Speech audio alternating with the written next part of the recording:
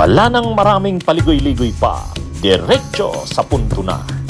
Maiksi lang ang komentaryo, pero diretso sa punto. Maraming kuro-kuro, may tiwali, may totoo. Dito, sa puntong diretso tayo. Punto, diretso.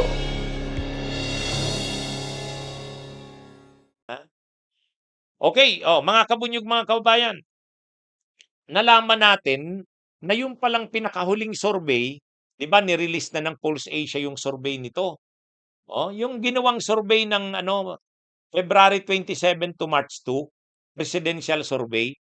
Ang tinanong doon ng Pulse Asia, kung gagawin ng eleksyon ngayon, sinong iboboto mo? Tapos tinapat si Sara versus Raffy Tulfo. Tapos tinapat din Sara versus Leni. Oh. Ngayon, doon sa Sara versus Raffy Tulfo, 46, pareho tie sila. Pagdating doon kay Leni at Sara, lamang si Sara ng 8%. 51 siya, 43 si Leni.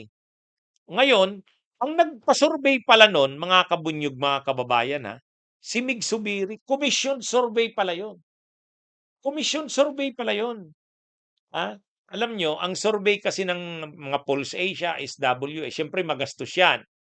Nagsasagawa sila ng survey, mayroong survey na commission, mayroong survey na gawa lang talaga nila. Ito, commission survey.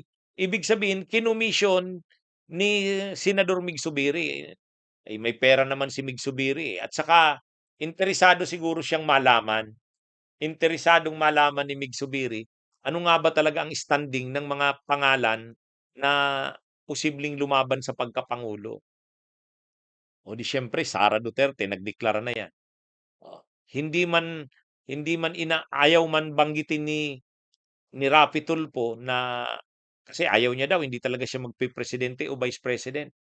Pero sinasama pa rin siya sa survey kasi matunog ang pangalan niya. Si Leni Robredo, sinurvey din versus Sara. Ngayon, sinong nagpa-survey? Itong si Subiri. Bakit kaya? Sa tingin ko, alam niyo naman tong si Subiri, gusto niya talagang mag-guidance siya. Saan ba siya pwipisto? Sara Duterte o ano? Kaya inaalam niya yung mga survey-survey. Sigurista rin itong si Subiri. Ah, mga kabunyog, mga kababayan. Siya pala ang nag-commission ng survey. Pero alam na yan, gusto niyang malaman ano ba talaga ang lakas ni Sara Duterte. Sobrang lakas niya ba na halos sigurado na siya na mananalo sa 2028? Ang problema, ang nakita sa survey, hindi totoo yung invincibility ni Sara. Yung projection na sinasabing wala nang makakatalo kay Sara. Sabi nga ni Panelo, destined na maging Pangulo. Hindi eh. Dito sa survey ito, ang lumabas, hindi. Imaginin mo, 46-46, pareho sila ni Tulfo. Raffy Tulfo. At saka kay Leni at saka Sara, 8%. Ang baba na nun. Ang baba na nun. Saka si Sara, nagdeklara na siyang tatakbo na Pangulo sa 28. Kaya nga, dapat mataas siya. Wala, pabagsak eh. Hindi naman nag-backfire yung pagdeklara ni Sara. Kaya siguro, sa part ni Subiri, kasi siya ang nag-commission ng survey na yan, paano yan, Subiri? Siguro naman, maaalis na yung tiwala mo ng todo kay Sara. Kasi parang kila Subiri, ano na tayo, Sara Duterte na tayo kasi malakas. Pero ngayon ang nakita, hindi totoong malakas si Sara. Hindi totoong invincible siya. Tingnan, 46-46 nga sa kasi Raffy Tulfo. Tapos 51 si Sara, 43 si Leni. Hindi pa niya nagdeklara si Leni. Ano yan? Kaya ano ito, kung si Mig Subiri ang nag-commission ng survey at gusto niyang makita yung standing ni Sara, o di paano yan? Mali yung sinasabi na si Sara Duterte ay wala ng pagkatalo. Sigurado na. Nakikita natin dito, invincible. Yung invincibility ni Sara, hindi totoo yun. No? Di ba? Kaya ano yan? Okay, mga kabunyog, mga kabayan, magandang araw sa inyong lahat. Mabuhay po tayo.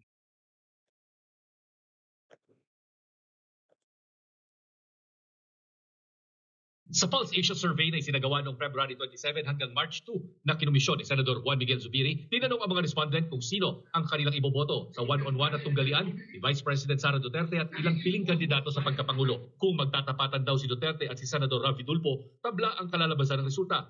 Parehong 46% ang kanilang nakuha sa survey. Kung sina Duterte at dating Vice President Leni Robredo ang magtutunggali, 51% ang nakuha ni Duterte habang 43% ang kay Robredo. Kung sa pagitan naman ni Duterte at Senator Bam Aquino ang laban, 55% ang pumili kay Duterte habang 32% kay Aquino. Tinanong din sa naturang survey kung ang tunggalian ay sa pagitan ni Duterte at 5 iba pang kandidato. Dito, nanguna pa rin si Duterte. Lumaki ang agwat niya kay Robredo na pumangalawa. Sumunod sina Tulfo, Aquino, Senador Risa Ontiveros at DILG Secretary John Vic Remulla. Sabi ni Zubiri, siya ang nagbigay ng mga pangalan sa kinomisyon niyang survey. Quarterly raw ito gagawin para makita kung sino ang nangunguna at kinukonsidera talaga ng publiko para sa 2028. Sabi ni Zubiri, ibang mga pangalan naman ang isasama sa susunod na survey. Asahan na raw na maglalabas ang Pulse Asia ng mga survey kaugnay sa mga posibleng kumandidato sa 2028 presidential at vice presidential elections. Magpapatuloy raw ito para mas mabasa nila ng maayos ang political landscape habang papalapit sa eleksyon. Sabi ni Pulse Asia President Ronald Holmes, masyado pa raw maaga para malaman kung ano talaga ang kahihinatnan ng eleksyon. And layo-layo pa ng eleksyon. The shift in terms of preference, I don't think it's meant to condition minds. I don't think surveys even condition minds of people closer to an election. So I will dispute that mind conditioning effect of surveys. Si Tulfo nagsabi ng wala siyang balak tumakbo bilang Pangulo. Final answer, wala pa akong balak na tumakbo as President sa 2028. However, I believe I'm doing very well as Senator and I can do a lot more as Senator.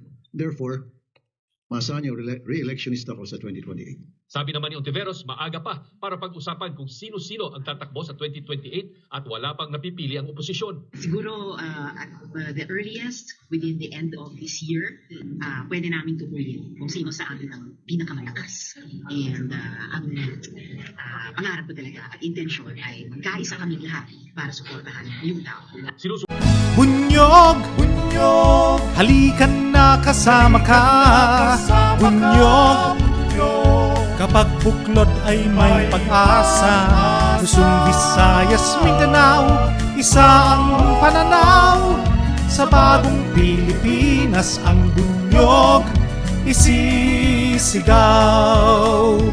Bunyog, bunyog.